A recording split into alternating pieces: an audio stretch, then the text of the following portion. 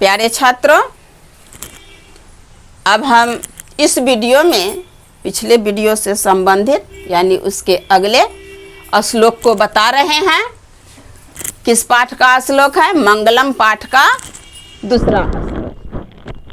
मंगलम पाठ का दूसरा श्लोक। फिर कह रहे हैं कि हर एक के बाद एक वीडियो को प्राप्त करने के लिए आप उसको अवश्य लाइक कीजिएगा, ताकि प्रत्येक श्लोक और उसके अर्थ आपको आपके समक्ष तुरंत प्रस्तुत हो। अब देखिए दूसरा श्लोक में क्या है? अनोन अनियान महतो मह्यान, अनोर अनियान महतो मह्यान, आत्मास्य जंतो निहितो गुहायाम, तम क्रतु पश्यति बीत शोको धातु प्रसादान महिमान आत्मना। अब देखिए यही श्लोक को हमने यहाँ पर लिखा। यह पूर्ण श्लोक है, पूर्ण श्लोक है। अब इस श्लोक के बारे में हम देखेंगे, पहले ही भी बता चुके हैं। यह श्लोक कहाँ से लिया गया है? मंगलम पाठ में। किस उपनिषद से? कठोपनिषद से लिया गया है। इसमें ऋषि आत्मा के बारे में बताते हैं। यह आत्मा सभी जीवों में छिपा हुआ है। जितने भी प्राणी हैं सभी प्राणियों में यह आत्मा छिपा हुआ है। अब हम देख रहे हैं श्लोक के अर्थ। अनोन अनियान महतो मह्यान आत्मास्य जंतो निहितो गुहायाम, तम क्रतु पश्यति बीत शोको धातु प्रसादान महिमात्मना।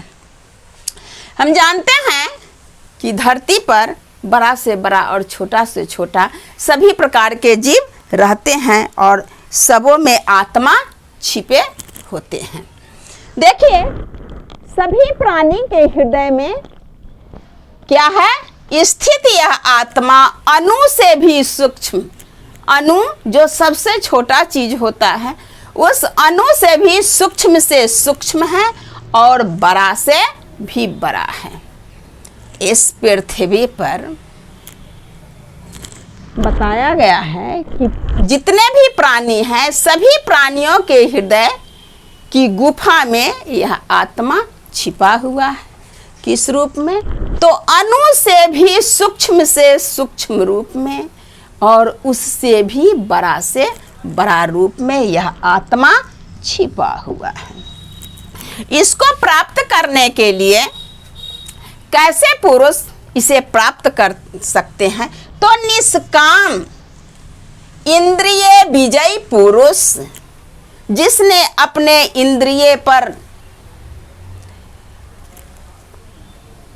अपने इंद्रियों को बस में कर रखा है, ऐसे इंद्रिय विजयी पुरुष इंद्रियों के प्रसाद से उस महिमावान आत्मा को देखते हैं।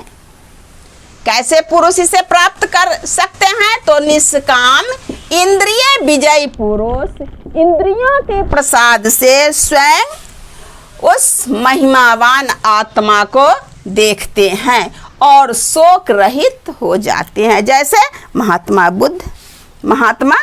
बुद्ध शोक रहित हो जाते हैं। अब इस पर आने वाले प्रश्न कितने हैं उनको देखिए। 1 नंबर का प्रश्न, कुछ प्रश्न हमने यही बता दिया कि यह पाठ किस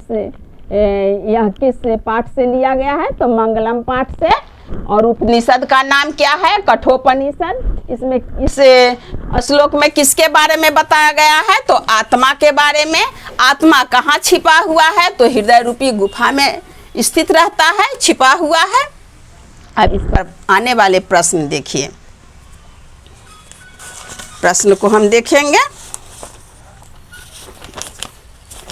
पुस्तक से आप सभी प्रश्न को डील कर लेंगे। महतो मह्यान का है, यानी महान से महान जीवों में भी क्या है? तो आत्मा छिपा हुआ है। फिर अगला प्रश्न है अनोह अनियान का, छोटे से छोटे जीवों में भी क्या है? तो आत्मा ही है।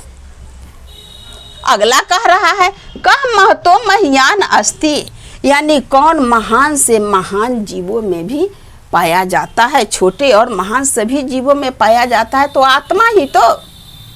फिर अगला प्रश्न है, कस्य गुहायाम अनोह अन्यान आत्मा निहितः अस्ति। अब देखिए ये प्रश्न आपको संस्कृत में उत्तर देना होगा, तो हम किस प्रकार से देंगे ये टेक्निक हम आपको बताते जा रहे हैं। कस्य गुहायाम अनोह अन्यान आत्मा निहितः अस्ति, तो कस्य जो है, कस्य ही प्रश्न है, कस्य को हम हटा देंगे और इस जगह